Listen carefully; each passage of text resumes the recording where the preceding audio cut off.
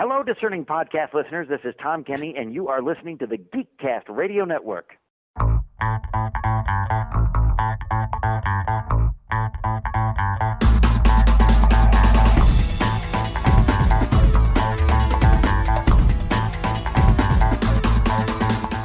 Hello and welcome to episode 169 of the Cinema Geeks. I am one of your Cinema Geeks, OptimusSolo, and joining me for this fun adventure is HardCandiMandi. Hello.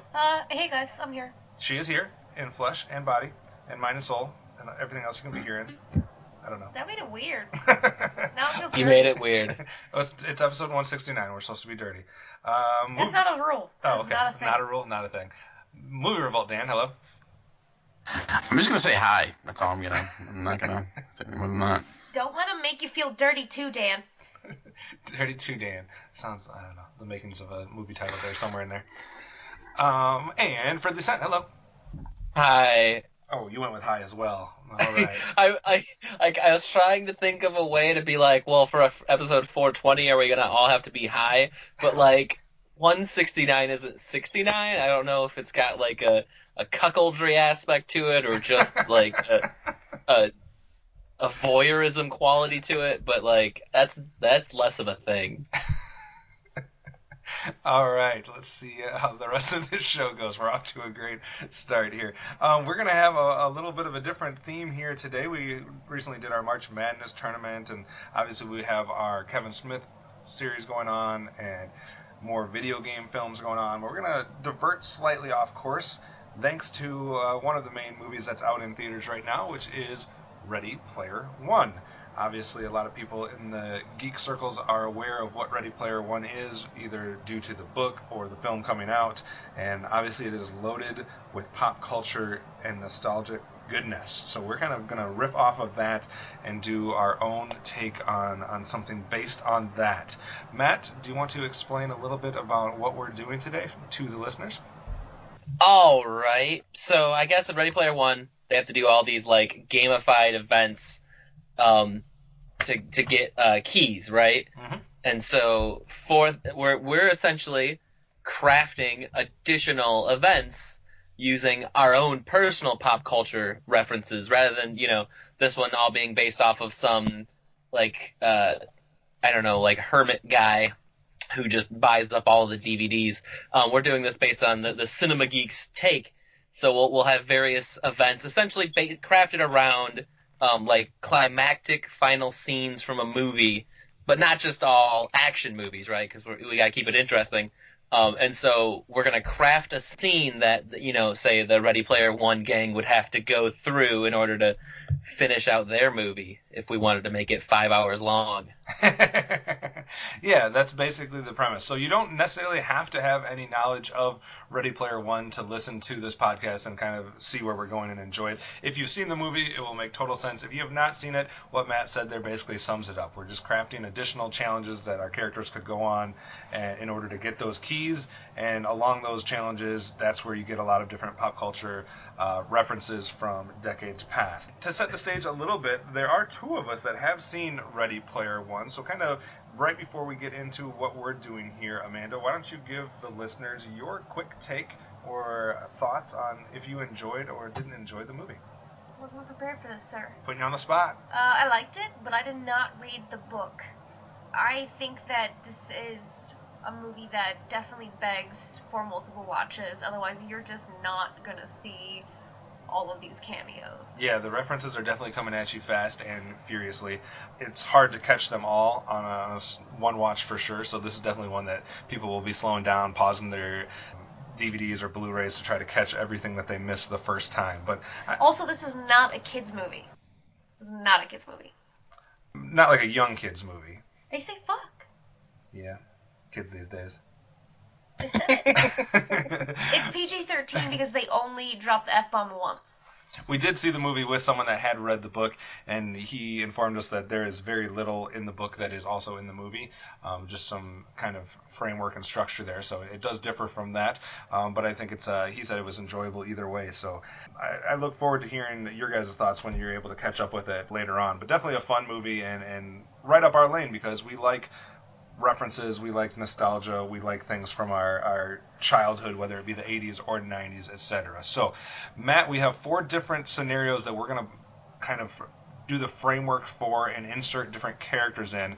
We're going to let the listeners vote on which one should be included in the movie once we're done with all of this. So why don't you set the stage for that first scenario, and all of the rest of us will cram in some more pop culture references that we want to fit in there. All right, cool. So for the first one, we discussed a number of ideas, and we settled on what we thought would be the most interesting for you, the loyal listener. And so for the first one, we chose a poker table scene. Imagine, I don't know, like those movies that I haven't seen, like Goodfellas. Like, do they do a poker table scene in that one? Like a real tense, or like any Western, I'm sure, has one. Or that one really good episode of Batman, like the best episode of the Batman animated series, where the whole thing is set around a poker table, and it's got like a weird level of tension. Yeah, it's definitely something that's popped up in multiple different movies and genres, whether it be westerns or more action films, dramas, etc. So it's definitely something that's kind of standard movie formula or structure to throw in there at times. So, like, this scene, in order to work, is going to need a wide range of characters, right? You're going to need at least one real serious person. You're going to need at least one comedy relief person. Kevin, which person are you going to add to our poker table? Yeah, the other thing that I was trying to think about when I was coming up with this was, do we want, we don't want it necessarily too easy for our main character, who's trying to gain this key. We don't want it to just be a softball that they're just easily they easily get. So I was trying to think of someone that might be hard to read or something of that nature. I don't know why this character stuck with me, but I just figured it would be somebody that went through a bunch of different types of feats in his own movie. It's a movie reference, and was able to best different people of differing skills, whether it be physical, mental, etc. And I'm thinking specifically of a scene that he had where he was sitting down across from someone, and someone having to put a poker face on in order to not pick the poison that was going to kill him. So I actually went with Wesley from The Princess Bride. I thought that would be a good character to be sitting in on this poker table, where he's good at fooling people. So, good poker face. I thought he'd be good. I like that. I think he could add a lot of interesting banter, which is something you need. Like, he's not the tough guy. He's not the hardcore guy. He's also not the comic relief, but he is someone that would be a great addition to that table. Dan, where would you go from there? Well, I think you need someone who will provide a level of intimidation. One that you're not sure that will take a lot of risks, one that you think may break the rules per se, maybe add a little element of maybe you can't really trust them fully. And I was thinking of a character that has tried to play games within the movies that he was in, and shown that like he may he's not one that will be fully trusted, but in a good way. And that Snake Plissken from Escape from New York, he had the infamous scene where it's like, I'm going to throw the can up in the air. I think that was from Escape from L.A. and then we'll shoot, but then he ends up just shooting people to begin with. And he's just got that look and that, that chiseled jaw of Kurt Russell, where you're just like, he can intimidate you. You're like, is he bluffing? Is he not? Like, what is he doing? So I think he would add in kind of a scary element to the table. I haven't seen those movies. Is he like more of a quieter character? Like, would he just be seething? Have you played Metal Gear Solid? No, but I know about the connections between the two franchises. He's like your typical 80s action hero, but he's like Clint Eastwood, but in the role of a vigilante. Okay. So he's not going to be silent, but he's also not the one bringing up the conversation necessarily. He's very poignant when it comes to what he's saying. He's a man of he'll say things. He'll have some clips here and there, but he's not a Tony Stark. He's not Arnold Schwarzenegger with the classic, the one-off lines. His sense of humor is more so because he's so serious. Awesome. All right. Amanda, who's going to be sitting next to Snake? I'm going to go with Space Ghost. Well, there's your levity. I think that he can be funny, but also his face doesn't change much. And he's got those eyes that you can't really read. I love that. I know, I'm 100% down. This choice is right after my heart. I was worried that we weren't going to have anyone too humorous, but Space Ghost is perfect, and he's already been animated holding cards, so we could easily just Photoshop him into the movie if we had to. That leaves one character, Matt. Who are you going to round up the table with? So I made a list of people. Like I was considering like Rorschach or The Question from DC because they've got the greatest poker face that is no face. But I think to round this table out, I want to add in the Mark Hamill Joker because I think he'll play well off of everyone while still being intimidating, and we know he can shuffle because he was in that one Batman episode that I referenced. There we go. Dan, is this a formidable table that the characters will have to try to win a game at? I think so. I mean, when you have Snake Plissken and Joker on the same table, and Space Ghost just to make it fun, and then of course Wallace Shawn. I think that is quite the challenge and array of characters. All right, so that would be the first challenge that they would have to get a key from. Or would you prefer something different? Matt, what's the second scenario? All right, so that first one, that one's intense. So we got to lighten it up a little bit with a little bit of definite nostalgia in the high school classic of The Breakfast Club, where a bunch of teens, all from different social groups, have to come together to get to know each other, to get to know themselves. And so this one we're gonna need a different bunch of people, like because we have a bunch of angry street toughs. It's not gonna work out. It's not gonna play well, and it's not gonna be endearing or have the character learn anything about themselves. So we need a different stage. So Amanda, set us off on this one. Oh man, I'm gonna go with Doug Funny. Doug Funny. I feel like he's that age group anyways. And he's easy to get along with. And he's Quail Man also. So if, any, wrongdoing happens, he's already, there with his belt on his head, ready to solve any inner detention skirmishes. Oh, man. What got him into detention, do you think? I think he was probably set up. Or maybe he was blamed for something that Roger Klotz did. Yeah, Roger would get him in trouble. Or he'd be, passing notes to Skeeter, right?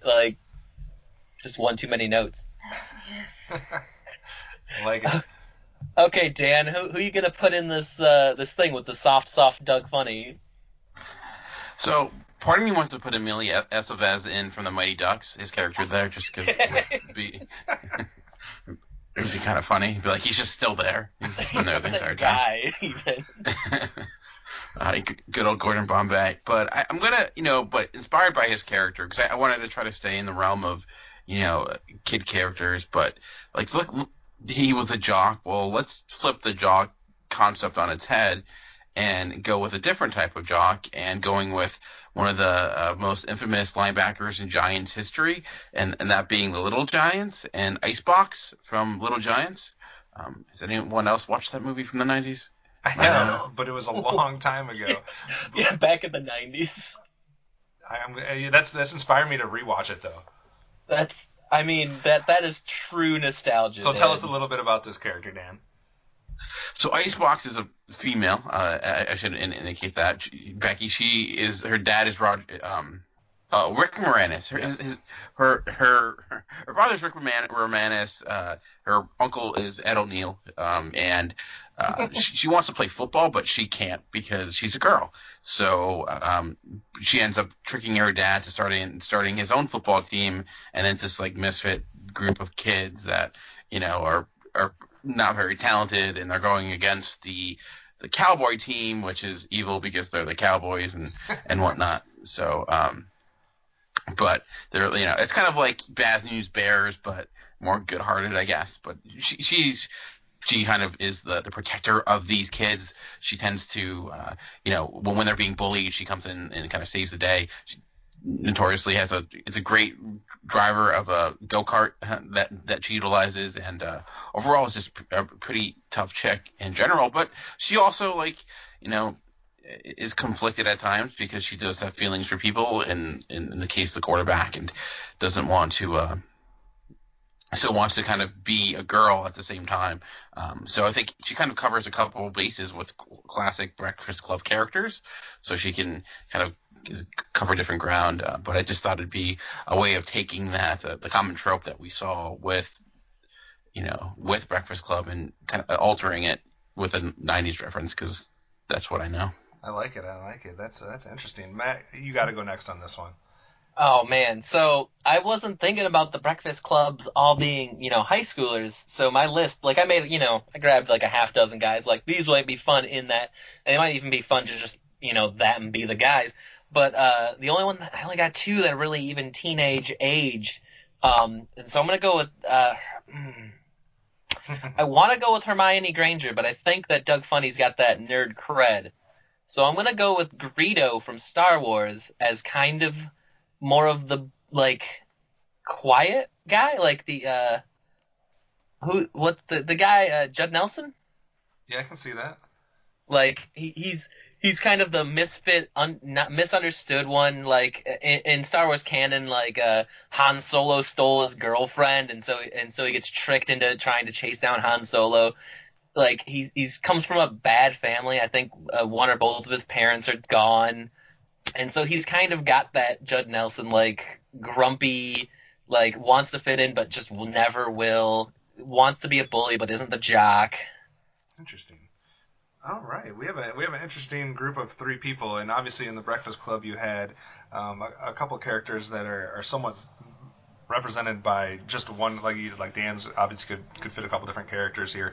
So I had one down, but I think I'm going to leave him off because of your pick, Matt. I wanted you to go first because I had I was either going to have the outcast guy or the prom queen type choice. I wanted to see where you went first because I had ready in queue the Casey Jones from the live action Teenage Mutant Ninja Turtles.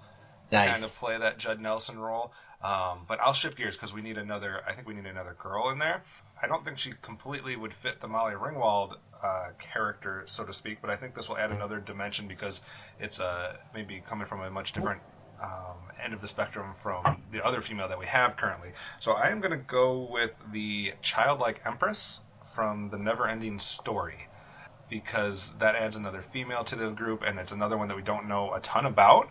So if the job is to get to know all of these characters and find something that they have in common or whatever it is that the task that they're given, I think that makes it a little more challenging because we have a couple characters here that we don't know as much about. So, and I think it would be someone that would give, Doug Funny someone that he might be interested in from a romantic angle or whatever you have there. I like it. That's an interesting group of kids because they're from all over the place, and with the exception of I guess mine, they're very 90s. Although the special editions came out in the 90s, so I can take that.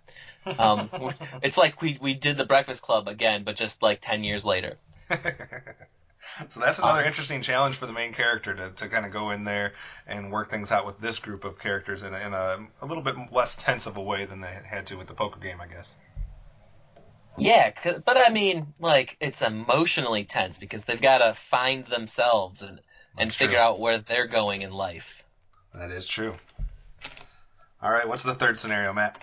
All right, for the next one, we're going to pick a little bit more characters. Each one's kind of growing a little bit. And for this next one, we're doing the classic Magnificent Seven trope.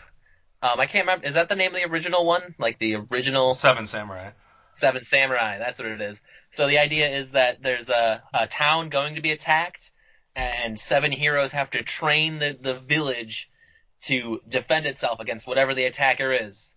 So in the movie Ready Player One, a lot of the characters take on different avatars. Okay. And so we're going to allow the main character to join the Magnificent Seven, so there will be 8 total people. I know that kind of throws off the number a little bit, but there will be 8. That gives us all 2 picks, to be fair. So, yeah, I mean, here's the thing. Whether it's 5 dudes, 10 dudes, or 20 dudes, the real thing about the Magnificent Seven trope is that it's the people rising up It's not about the 7 warriors being enough. And so for this one, we're looking for people that are warriors, but also they need to be able to, like, train. They got to have some level of being able to help the town, like whether they're bringing explosives knowledge or artillery knowledge or the knowledge of how to train someone to use a weapon. So for this one, I want to start with Dan. Who are you bringing to this table? Well, where there's also other knowledges that are important to bring to the table, and that's the knowledge of how to rock, which is vital, I think. And that's why I'm going to go with the Wild Stallions themselves, from Keanu Reeves and his partner in crime from Bill and Ted's Excellent Adventure, or Bogus Adventure. The reason being, they may not seem like the most obvious choice, but they do have the ability of time travel. That's on their side. So, and they have a lot of knowledge based, and they can use the power of rock to help. They did use the power of rock to basically help heal the country in a way. So I thought that that they could bring something interesting, and maybe the Power Rufus will come along too. And anytime we can add George Carlin into the mix, I think it's a good bonus. I think you get 2 things, though, that they can also do to help out. They can, number one, help keep up the morale of the town as they await this battle at night or at different things. They can provide the entertainment, and if needed, they can also provide a distraction during the battle. So they got multiple things they can do for us. I absolutely see this, like, having that Act 2 all hope is lost moment and them being the one to bring everyone back together. Like, all of our guys are like, we're never going to be able to do this. This is a suicide mission. And then those 2 are like, no, man, we were going to fail out of high school, but we traveled time in order to get this. This is nothing. This is a Tuesday to Bill and Ted. I like it. Good start. They literally went to hell. I mean, come on. Yeah. He literally to hell. I love the synergy of having 2 from the same property. I didn't really think about that. Amanda, did you go with a pair like that? I thought about it, but now it's not making so much sense because I was just thinking ass kickery. We need some ass kickery. Yeah, that means Sub-Zero and Scorpion from Mortal Kombat. Holy crap! Yes. We are now deadly and rocking. Like, they might accidentally freeze and kill other people and not care. But they could do defend have the that. fuck out of a town. I like it. I like it. Sub-Zero can like, he can change the battlefield to being all ice if he needs to, and then we got some slippage. So, like, he could be beneficial to, like, someone who's, like, in a bind, being like, now no one can get to you. Yeah. I mean, gotcha, bitch ass. Man. I love it. Kevin, I want you to go because I didn't pick a pair, and I'm going to look at my guys and see if I've got a pairing for this. So I'm going to let you take the next one. I did not have a pair down, but I think I can make a pair. I almost did a cheat and said the Powerpuff Girls. There we go. That would have been an interesting dynamic, too. I'm going to make a pair out of the one that I have written down because for my purposes, when I think back to this character, I think of him as the same character in both movies. One thing that we're going to need in this Magnificent Seven setting that's going to help out is not just pure ass kickery like we're going to get from Sub-Zero and which one, Scorpion? Is that the Sub-Zero? I know there's like a billion of them now that have that same type of look. But so we have that ass kickery, we have the rocking going on, but another thing that we're going to need is we're going to need to set some booby traps because we're outnumbered. So we need the help of some different distractions, traps, etc. And who better from that time period to help out than the combination of Short Round from the Indiana Jones films or Data from Goonies. So Are you picking 2 Asians? it's the same person. it's the same actors played them both, but I needed a pair, and that's the only way I could come up with it. No, I love it. I thought you were going to go Macaulay Culkin from Home Alone there for a You second. definitely set up Macaulay Culkin with all your trap talk. But, you know, the Goonies guy, especially Data, had a lot of little booby traps on his jacket and devices and gadgets that we're going to need. So we need that not necessarily big, intimidating physical presence, but the one that can kind of throw something unexpected into the mix. Oh, man, I had Worf down as a possible choice, and you said Data, and I was like, that pairs with one of mine, but I don't see how it pairs with one of yours. So I think we've got a lot of aspects covered, right? We've got a lot of crowd control between traps and ice throwing, and we've got a lot of like morality. Well, not morality, morale. With those bodacious dudes. But we don't have anyone that's like a classic leader type. So I'm gonna have to go with Man-at-Arms from He-Man. I think he would be a great choice to lead. He's like, there's definitely a Man-at-Arms type in everyone whenever you see this trope done in a TV show or movie. And so if I have to pair him up with someone, that's probably gonna be Tila, his daughter. And I think those two would be great battlefield commanders. They would be the ones getting the men whipped into shape, as it were, while still being fun and having a great 80s mustache. Yeah, and he was definitely one that was doing a lot of training of the the underlings or the different the palace army, etc. So I think that's a good one to try to. I can see him doing the scenes where you have the townsfolk trying to shoot a gun or to throw a knife or shoot an arrow or whatever it might be. And yeah, he's the one correcting him. But he's also going to definitely be the one who dies before the end. So I'm just curious, since we all did with pairs here, who else did people have on their list that they were thinking about throwing in the mix, Amanda? Wolverine would be a good one.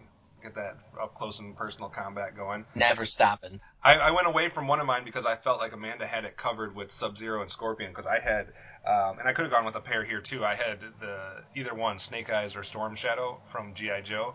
I thought, they have the ass kickery that could be handled. And then I also had kind of to do the same thing that Data or Short Round did with the booby traps, so thinking of throwing MacGyver in there to rig some things up and kind of help in that manner. Matt, did you have anybody else that was on your list? Yeah, I had Chewbacca and Worf, because why are we not including aliens? I also had considered Chara Aznable from the Gundam fame. He's also a noted like general battlefield commander guy, and I think would be an interesting one for this. What about you, Dan? I had Animal from the Muppets because he's a big wild card. I love Dan's list. Also had Aslan from Narnia because it's a lion. I wanted to put him in so bad that I couldn't think of where. The other Jesus thing lion. The animal character, I mean, I think we got that in Vincent D'Onofrio's character in the most recent remake, so I think that's perfect. Yeah. You couldn't even get that out. You're like, that's... It's perfect. It was so good I couldn't speak. I lost my ability to talk. We're very impressed. All right. That is an interesting scenario that the avatar or the main character will have to join forces with those guys and beat whatever villains that would also probably be pop culture references. I was gonna say, make sure the town survives against the invading Smurfs or whatever. Oh man, what's the last scenario that we have, Matt? So we've gotten bigger, right? We went from 4 to 8, so we decided to go one more. And in the trial of the century, we're going to pick the 12 Angry Men. And since everything has to be a pop culture reference, we decided this is going to be the trial of who shot first between Han and Greedo. Is this a case of self-defense, or is this a cold-blooded murder in the middle of the Mos Eisley Cantina? So the challenge here would be for the main character here, in order to get a key, he's got to convince all 12 people to come to an agreement, because you have to have agreement when you're dealing with a jury. So we are going to be selecting the jury, though, that might be a little bit harder than you would think to get them to agree. Matt, you haven't started one yet. Why don't you go first on this one? All right. So the first ones that came to mind when I was thinking about this one was I had another podcast recording that I had viewed once. They had discussed who would be a better person for like a logic puzzle. And so this is like the ultimate logic puzzle, right? Where if you make the wrong choice, someone could ruin their lives for something they didn't do. And so the person that we all agreed upon then, and that I think is the first person to add to this, is Spock from the original Star Trek. Yeah, I figured you were going with Spock or Data that we already talked about, but Spock is a great one because he's also going to be stubborn to agree with the group if it's not logical. So it throws a nice wrench in the mix. Yeah, you have to have like one person on either side that's like really gung ho, and I think he's like because I feel like in the original 12, well, in the 12 Angry Men that I've seen, I don't know if it's the original or not, there's a lot of people that are like willing to switch sides back and forth, but there's two that are real strong on both sides, and so you need to have someone who's going to be a strong arguer, regardless of what side they're on. Right. So who are you going to add, Kevin? Oh man, I have such a weird variety, I think, on my list, but I don't know why, but I thought having someone in there that's not as concerned, like the guy in there that really just doesn't want to be there and wants to go home, maybe to eat lasagna or something. So I'm going to go with Garfield. I'm going to throw Garfield in there because he doesn't give a shit what's going on in this case. That is totally, it's fitting because there was a bunch of characters that just wanted to leave and like, let's just vote and get, and lasagna, Garfield, cat is perfect. All right, where are we going next, Matt? I need Amanda because she's either going to go sillier or seriouser. Oh man, I'm gonna go with this. I don't know if this person is really nostalgia, because he's still the shit, and that's Bill Nye the Science Guy. Facts, fucking facts, bro. He's great. We got another logic person, and I could almost see the two being on opposite sides, Bill Nye and Spock, where like Spock's like it just doesn't make sense, and Bill Nye's like no, it does. You just need to know these weird science things. So you could have those two running up the key leader on each side of the argument, maybe. All right, Dan, who are you going to add to this party? Well, I think you need like a hothead, like someone who will. There was that one character that like could set off and just get angry, or possibly one that may try to influence the judge in some evil ways or some shady ways. And I'm going to go Tommy DeVito from Goodfellas. I think he just will add a different a spark into the room that could ignite very quickly, including a lot of F-bombs. So. I like it. Dude would set foot in a courtroom if he didn't have to. That's why it's an interesting setting to have him in. That could almost make its own interesting movie where he gets the jury summons and he's like, oh, I can't be in court. Oh man, so that's a third of the people that you have to convince. Matt, where are we going from there? Oh man, I think we need some humor, some levity. Otherwise, this is going to be a real serious courtroom. And I mean, Garfield's funny, but I don't think he's ironic, lazy funny. I want someone more slapstick. And so I'm gonna add Austin Powers, the super spy. I like it. Man, this would be not just a hard jury to get to agree with anything, but a hard jury to get a word in edgewise and to get everybody to like listen. So it's a crazy juror room, whatever they want to call it, that we're setting up here. For my second one, I feel like there would be somebody kind of similar to what Dan went with there with Tommy DeVito, but a little bit different. Not someone who's going to try to intimidate with words or that type of personality, but someone who's just going to try to intimidate from sheer strength and physical presence. So I'm going to go with the Macho Man Randy Savage. I think he's going to be off the wall and crazy and just want to get out of there. Because he's going to be on cocaine. And on drugs, so he'll be there. Cocaine and drugs. Oh, our characters stand no chance. That's why this is the final challenge, possibly. Amanda? My go? Your go. Yeah. All right, so we need somebody who is truth, justice, And the American way, Tommy Pickles. The Rugrats. Baby. No one can even understand him. The American way. I like it. I thought you were going somewhere else with that one, with that lead up. Oh my. Dan, how can we make this any harder for the character? Well, what if you had a character that didn't speak as well, and I thought we should tie in maybe to the other retrospective we're currently doing. So why not Silent Bob? Just add in some fun, add in some, what do you do when the person won't say anything? So I'm going to go Silent Bob. Like when all seems lost. He's going to be the one that gets them together. Yeah, exactly. He will speak all the crazy languages and get them on the same page, hopefully. Well, that's 2/3. We still got 4 more crazy personalities to put into this. Matt, what do you do? So I think we need someone who's definitely smart, but is going to keep triggering Tommy DeVito. Like, he's going to be intelligent, but he's also going to be annoying, and that's going to be Yoda. I think his weird way of talking is going to anger a lot of people. They're going to be like, this is not how we talk. Come on, we just need to get it. I want to get this done. I've got lasagna in the oven. Like, quit talking slow and weird. We need to get this kid in jail so we can go home. Oh, man, I like it. I had Yoda on my list as well, actually. I was thinking about putting him in there. I'm going to have to go obscure here because I didn't have this character on my list. But, and this is going to be more of a stretch of a reference maybe, but we don't have any females on the jury yet, and I think that would... What the fuck? I thought we said 12 Angry Men, bro. Yeah, but it's modernized, so it needs a female in there. They wouldn't pick a jury with all 12 men, so I want to throw a woman in there.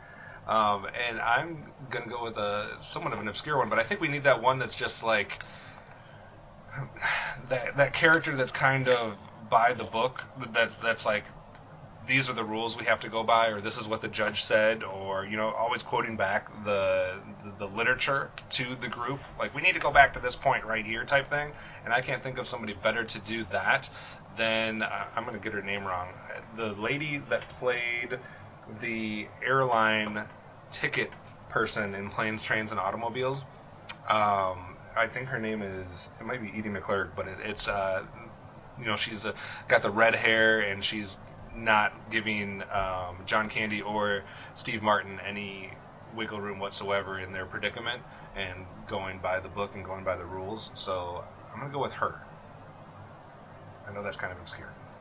Wow. I mean, that's a classic John Candy, Steve Martin thing. Like, I think we could expect most people to know about that travel comedy. Perfect. Well, I think we need that presence in there. There we go. So then we pass it off to Amanda. How are you going to top that? Oh, if you thought that was obscure. This man is living obscurity. Pee-wee motherfucking Herman. I think he would be like, can't we just get along, like, and have fun? I think he would be laughing at the absurdity that we've put in this room constantly. It's ridiculous. I think Macho Man would kill Pee-wee by the end of it. I'm just going to say that. Then we got a whole other trial to go. Y'all don't like my Pee-wee? I do. I'm so I love it. It's great. I would enjoy very much. Oh, my Lord. Dan, how are we capping this thing off? Man, a lot of places to go, and I had a few ideas of who to throw in there, but I think I'm going to go with, you know, possibly the most evil character to ever be on TV or in a film, and that's Eric Cartman. Him and Tommy DeVito in the same room is something I would love to see. Him and Tommy Pickles in the same room. But I just... exactly. I just think he, you know, again, a kid on the jury, that's some fun, but I'm going to go Eric Cartman. Oh, my Lord. He'd be yelling everybody respects us for what If there is a listener out there that can somehow put this together in an image, I would be amazed, and I would love you forever. Because that would be, like the Last Supper pictures that you get with all those different people. Like, I want the jury room with these 12 people in it. Somehow we got a toddler, a fourth grader, and a cat. I thought about going Mufasa, but we already had Garfield, so I thought that might be too many cats. Too many cats on this jury. What is the thing? Too many cats is the thing? The other ones I was thinking of, but some of you guys had similar ones. So obviously, Matt, you had Yoda. I was also thinking about Splinter from the Turtles. I went with Garfield instead of Fred Flintstone. He was the other one that I was kind of thinking, like a Fred Flintstone or Homer Simpson, someone of that nature. And then if I didn't go with Savage, I wanted a wrestler in there, so I was thinking about Ric Flair or Kermit the Frog. Amanda, anybody else that you were considering for the jury? The Angry Beavers. The Angry Beavers? Mm-hmm. I never saw that show. The Angry Beavers? Oh, yeah. Man. What? I didn't. Matt, what else did you have on your list? Stinky Toe and Ucky Guy? I think one of them was called Norbert. Yeah, yep. And Dagwood. Yeah, something. Daggett? Yeah, Daggett. Maybe. I don't know. This is nostalgia, guys. I put a bunch of wizards because I figured they would be good, but I figured Spock had enough logic, so I left out Dumbledore, Gandalf, and Orko. Wizards. I love it. How about you, Dan? Who'd you not? I also thought about Forrest Gump, and just because, why not? A lot of life experience. Exactly. You just kind of end up places. Xerxes from 300, Jessica Rabbit, just because, why not? And Indiana Jones, because he's awesome. And,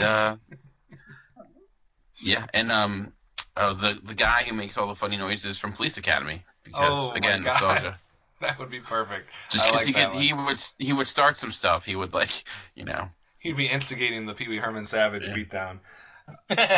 So, Matt, which of our 4 scenarios do you think sets up the best movie scene for Ready Player One? Oh, man. Without having seen Ready Player One, the one that interests me just of these 4 to actually view is probably the Breakfast Club one. I like that slow summary. Plus, it probably matches the age of the Ready Player One character more than any of these other ones do. Dan, what about you? What do you think would be the most interesting thing of these to see play out on the movie screen?